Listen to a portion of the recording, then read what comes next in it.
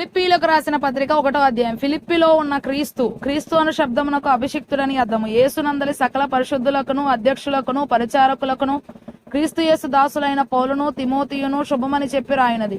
మన తండ్రియగు దేవుని నుండి ప్రభువు యేసుక్రీస్తు నుండి మీకు కృపయు సమాధానమును కలుగునుగాక.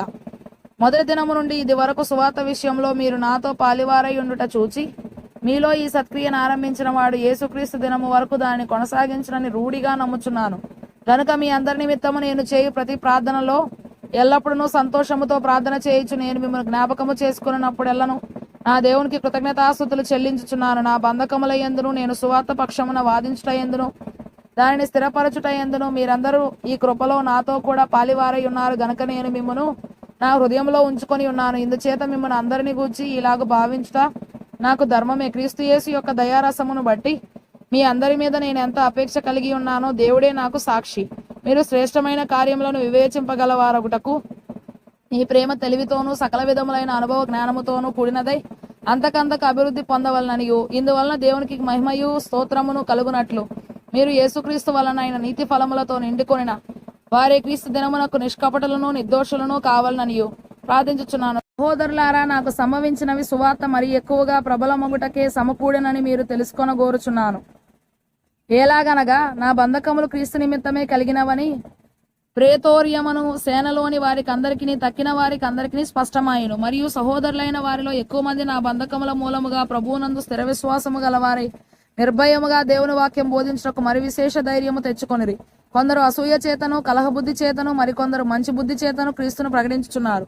వారైతే నా బంధకములతో కూడా నాకు శ్రమ తోడు చేయవలనని తలంచుకొని శుద్ధ మనస్సుతో కాక కక్షతో క్రీస్తును ప్రకటించుచున్నారు. వీరైతే నేను సువార్త పక్షమున వాదించుటకు నియమింపబడి ఉన్నానని ఎరిగి ప్రేమతో ప్రకటించుచున్నారు. అయిననేమి మిష చేతనే గాని సత్యము చేతనే గాని ఏ విధము చేతనైనను క్రీస్తు ప్రకటింపబడుచున్నాడు.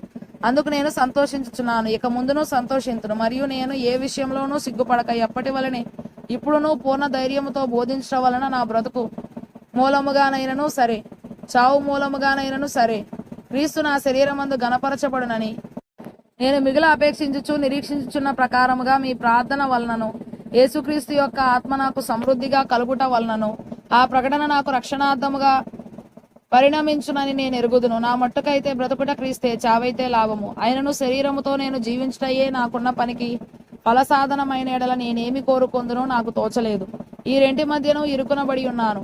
నేను వెడలిపోయి క్రీస్తుతో కూడా నుండవలనని నాకు ఆశ ఉన్నది. అది నాకు మరిమేలు.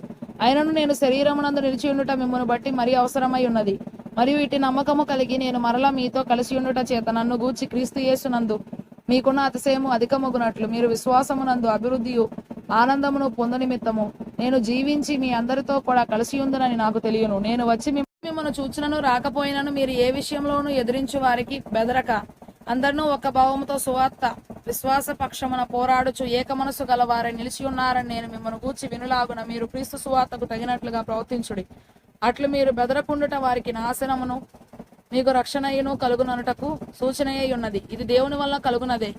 ఏలయనగా మీరు నా యందు చూచినట్టియు నా యందున్నదని మీరిప్పుడు వినుచున్నట్టియు పోరాటము మీకును కలిగి ఉన్నందున క్రీస్తునందు విశ్వాసం ఉంచుట మాత్రమే గాక ఆయన పక్షమున శ్రమపడుటయు ఆయన పక్షమున మీకు అనుగ్రహింపబడెను.